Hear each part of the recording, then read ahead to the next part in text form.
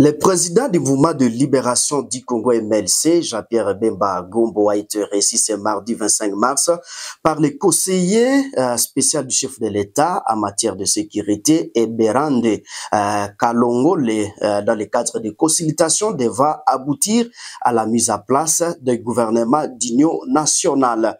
Au sorti de cet entretien, Jean-Pierre Bemba Gombo a appelé la population, les hommes politiques ainsi que la société civile à défendre une même idée sur l'unité nationale. Suivez-le.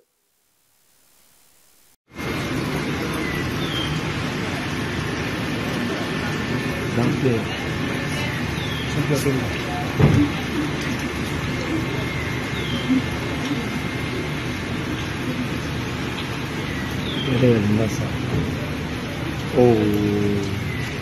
Chef, c'est que la vie souhaitée.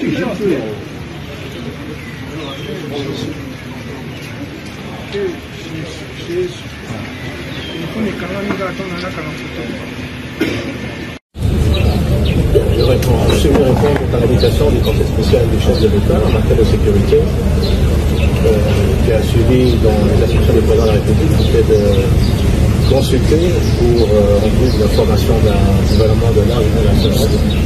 Ce qui est important, nous avons discuté, bien sûr, je laisse à la présidence du Conseil spécial de faire son rapport au chef de l'État, mais les objectifs qu'on veut atteindre, c'est l'unité du pays, c'est la cohésion nationale, c'est que nous puissions défendre la même idée, nous tous, la population congolaise, les hommes politiques, la société civile, que l'intégrité territoriale de notre pays, la souveraineté de notre pays, l'indépendance de notre pays, ce sont des principes qui sont non négligeables. Pour tout ça, il faut que la volonté que nous avons compris du chef de l'État, c'est d'appeler tous les fils et les filles de ce pays, de se mettre tous unis derrière le président de la République, qui est le commandant suprême également de nos armées, qui fournissent des efforts très importants pour pouvoir assurer la sécurité de nos territoires. Nous sommes attaqués, vous le savez, par un pays qui est le Rwanda pour la 4e fois.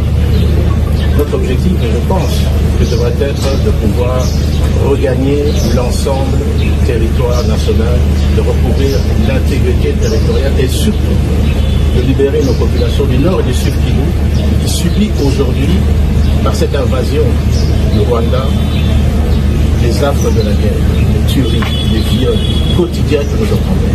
Voilà un peu, de manière succincte, la raison pour laquelle j'ai pu répondre ici à l'invitation du Conseil spécial et ses collaborateurs pour cette question de consultation. Et au regard de ces grands défis qui attendent la République demain, des réponses doivent être données. Un gouvernement de la Union nationale, vous avez parlé du format, du profil. On a parlé de tout, mais il faut laisser au chef de l'État l'appréciation de voir comment il va pouvoir organiser tout ça. Mais soyons vraiment tous unis, sans exclusion, devant cette idée.